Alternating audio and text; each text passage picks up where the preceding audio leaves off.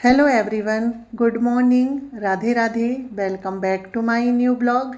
कैसे हो आप सभी लोग? आई होप आप सभी लोग बहुत अच्छे होंगे। यहाँ पर हम भी ठीक हैं। तो जी, ये ब्लॉग जो है कल का है और सुबह का टाइम है। सुबह के 5:15 बजे के लगभग का समय है। तो यहाँ पर देखिए, उठ गई हूँ मैं और उठने के बाद भगवान जी को याद किया, धरती माता को प्रणाम किया और सबसे पहले यहाँ पर मैंने गेट खोल दिए हैं। और गेट खोलने के बाद थोड़ी देर मैं बाहर इस तरह से खड़े होके मौसम देखती हूँ। और इस तरह से खड़े होके बाहर देखना मुझे सुबह सुबह बहुत अच्छा लगता है। शांति रहती है चारों तरफ। सुबह का जो सुकून रहता है, ठंडी हवाएं चलती है, ये बहुत अच्छा लगता है। और अभी जो है हल्की हल्की बारिश हो रही है। वैसे तो ना रात भर कंटिन्यू बारिश चली है और अभी भी हल्की सी बारिश हो रही है। तो चलिए, बाहर का मौसम देखने के बाद और फिर मुँह धुल के फिर मैं आ गई हूँ अंदर किचन में। ठंडा पानी से मैंने मुँह धुल लिया है, जिससे जो थोड़ी बहुत नींद है वो भी उड़ जाती है और एक एनर्जी सी फील होती है। तो चलिए, अब लग जाते हैं घर के काम में। और सुबह सुबह उठ के जब हम घर के काम करते हैं ना, तो ये बहुत अच्छा होता है। और हर गृहिणी को सुबह जल्दी उठ के समय में अपने जो है घर के काम कर लेना चाहिए। सूर्य निकलने से पहले जो है अपने झाड़ू पोछा साफ़ सफाई का काम हो जाना चाहिए और ये हर गृहिणी को करना चाहिए। जिससे क्या है, घर में सुख शांति और बरकत हमेशा बनी रहती है। तो देखिए जी, अंदर के सारे रूम में मैंने झाड़ू लगा दी है और सुबह उठ के सबसे पहले मैं जो है पूरे घर की बासी झाड़ू निकालती हूँ। और हमें सभी को ना सुबह सबसे पहले उठ के बासी झाड़ू निकालना चाहिए, उसके बाद फिर बाकी के काम करना चाहिए। तो चलिए, पूरे अंदर के जितने भी रूम वगैरह थे तो सभी जगह जो है मैंने झाड़ू निकाल दी है। और घर पे मेहमान आए हुए हैं, मेरे मामा ससुर, तो रूम में सो रहे थे, तो इसलिए मैंने धीरे से झाड़ू लगा के और फिर से लाइट बंद कर दी है। इसके बाद फिर मैं आ गई थी हॉल में। अंदर का मैंने कोई भी वीडियो नहीं बनाया था। और हॉल में भी अब झाड़ू लगा लेते हैं। तो यहाँ पर सोफ़ा वगैरह को मैंने झाड़ के और सेट कर दिया है, क्योंकि एक बार झटक लो ना तो ठीक रहता है। जैसे थोड़ा बहुत कूड़ा वगैरह रहता है तो वो निकल जाता है, फिर झाड़ू लगा के सारा रूम अच्छे से साफ़ हो जाता है। तो चलिए, पूरा रूम अच्छे से सेट कर दिया है। और यहाँ पर देख सकते हैं बच्चे लोग सो रहे हैं और यहाँ पर जो है झाड़ू मेरी लग गई है। और अब सिर्फ बाहर रह गया है आंगन में झाड़ू लगाने के लिए। हॉल में भी झाड़ू लग गई है, सारा कूड़ा लेके चली गई हूँ मैं बाहर। और 6 बजे का समय है और यहाँ पर अभी आप देख सकते हैं बहुत तेज़ से जो है बारिश हो रही है।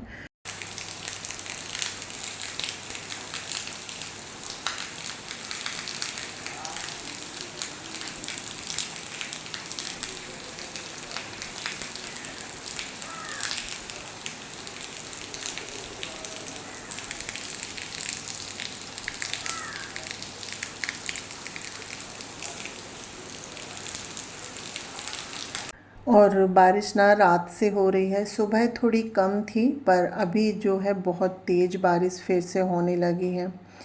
तो चलिए, अंदर तो झाड़ू लग गई थी, अब जो है बाहर भी झाड़ू लगा लेती हूँ। तो आंगन में झाड़ू लगा दिया है और बच्चे लोग ना सारे जो जूते चप्पल वगैरह है वो नीचे ही रख देते हैं, तो उनको मैंने स्टैंड में रख दिया है। और स्टैंड को भी अगर मुझे लगता है थोड़ा बहुत गंदा, तो साथ साथ में स्टैंड को भी झाड़ लेती हूँ। इसके बाद आज मुझे ऊपर वाली जो सीढ़ी है ये भी झाड़ू लगाना था। और ऊपर वाली सीढ़ी पे मैं 2-3 दिन में एक बार झाड़ू लगाती हूँ, क्योंकि ऊपर ज़्यादा किसी का आना जाना नहीं होता, तो ज़्यादा गंदी भी नहीं होती है। पर जो नीचे वाली सीढ़ी है उसमें डेली ही झाड़ू लगाती हूँ और ऊपर वाली में 1-2 दिन छोड़ के झाड़ू लगाती हूँ। तो देखिए जी, यहाँ पर जो है झाड़ू लगाने का काम हो गया है। सारा कूड़ा उठा के मैं डस्टबिन में डाल दी हूँ। और बारिश हो रही है इसलिए डस्टबिन को बाहर नहीं रखूँगी, नहीं तो सारा कूड़ा जो है गीला हो जाएगा। जब बारिश नहीं होती तो नहाने से पहले डस्टबिन को मैं बाहर रख देती हूँ। गाड़ी वाले भैया जितने भी समय आते हैं तो कूड़ा उठा के ले जा लेते हैं, क्योंकि ना गाड़ी वाले भैया का आने का समय नहीं है और फिर सुबह से नहा लो तो फिर बाद में कूड़ा डालने की इच्छा भी नहीं होती है। पर आज बारिश हो रही है तो डस्टबिन को मैंने अभी सीढ़ी ऊपर ही रख दिया है और यहाँ पर नीचे भी सीढ़ी में मैं झाड़ू लगा के आ गई हूँ। और अब जो है पोछा लगा लेते हैं और पूरे घर में अंदर से बाहर झाड़ू लगाने में मुझे पौन घंटे लग जाते हैं। और सुबह की झाड़ू मैं थोड़े अच्छे से लगाती हूँ, क्योंकि एक बार अच्छे से झाड़ू लग जाती है ना तो फिर पोछा लगाने में ज़्यादा समय नहीं लगता। तो झाड़ू लगाने में मुझे पौन घंटे लगते हैं और पोछा लगाने में 20 मिनट लग जाते हैं पूरे घर में। तो 1 से 1.5 घंटे में पूरे घर की जो है साफ़ सफाई में मुझे लग जाते हैं। तो चलिए, किचन में पोछा लगा दिया था, उसके बाद फिर मैं आ गई थी ड्रेसिंग वाले रूम में। तो यहाँ पर मेरे मामा ससुर सोए हुए थे, वो उठ गए हैं, अम्मा जी वाले रूम में चले गए हैं। तो यहाँ पर बेड का कंबल वगैरह भी उठा के मैं रख के आ गई हूँ और बेड को भी मैंने अच्छे से ठीक कर दिया है। इसके बाद यहाँ पर भी जहाँ जहाँ मुझे धूल डस्ट लग रही थी सभी जगह मैंने डस्टिंग कर दी है और अब जो है यहाँ पर भी पोछा लगा देती हूँ।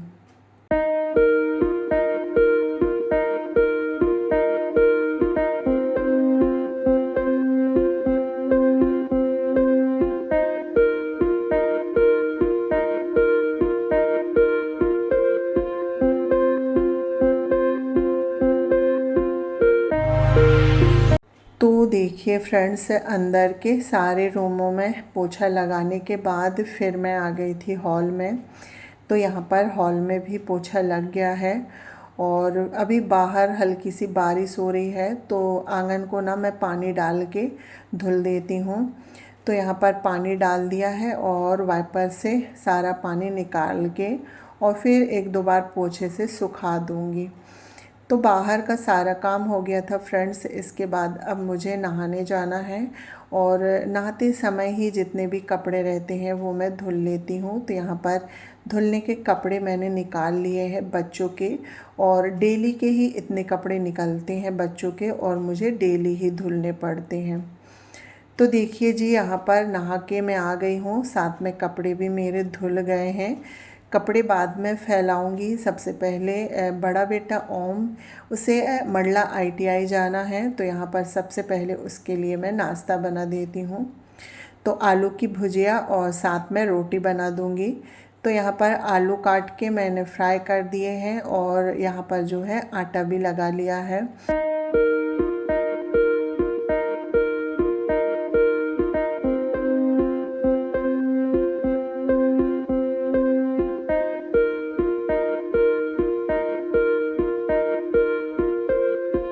तो जी यहाँ पर जो है सब्जी को मैंने दूसरी गैस में रख दी हूँ और अब जो है 4-5 रोटियाँ बना देती हूँ लंच के लिए। खा के तो वो नहीं जाएगा, खाने के लिए चने वगैरह भिगाए थे तो वो खा लिए हैं।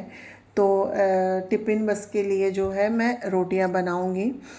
तो रोटी वगैरह बना देती हूँ और अभी सिर्फ मैं टिफ़िन के लिए ही रोटी बनाऊँगी, बाकी फिर सभी लोगों के लिए बाद में बनाऊँगी, क्योंकि अभी मुझे तैयार होके पूजा भी करनी है और आज एकादशी है तो मेरा व्रत है। तो मैंने सोचा पहले पूजा वगैरह करूँगी फिर बाद में बाकी का काम कर लूँगी। तो यहाँ पर देखिए आलू भुजिया बन गई है, साथ में मैंने 4 रोटी बना दी है और अब जो है लंच पैक कर देती हूँ। तो गैस मैंने सब्जी की बंद कर दी है और मैंने आलू भुजिया थोड़ी ज़्यादा बनाई है तो चिकू के लंच में भी वो काम आ जाएगी। तो चलिए यहाँ पर जो है अब लंच पैक कर देते हैं और उसके बाद फिर मुझे पूजा करनी है और पूजा करने में भी 1 से 1.5 घंटे लग जाते हैं। और आज तो एकादशी है, व्रत है, तो उसमें कथा वगैरह पढ़ो तो थोड़ा और ज़्यादा समय लग जाता है। तो देखिए यहाँ पर लंच मैंने पैक कर दिया था और बच्चे को लंच दे दिए हैं तो ओम चला गया है। और यहाँ पर इसके बाद फिर मैं आ गई थी पूजा करने के लिए। तो नीचे मंदिर की साफ़ सफाई करके मैं आ गई हूँ पोछा लगा के। बारिश हो रही है तो इतनी जल्दी नहीं सूखेगा तो मैंने सोचा पहले मैं ऊपर की पूजा कर लेती हूँ। तो यहाँ पर भगवान जी को स्नान करा के धूप वगैरह जला दिया है, आरती कर ली है और एकादशी की जो कथा होती है वो पढ़ ली है, चालीसा वगैरह। और यहाँ पर जो है अब हवन कर लेते हैं।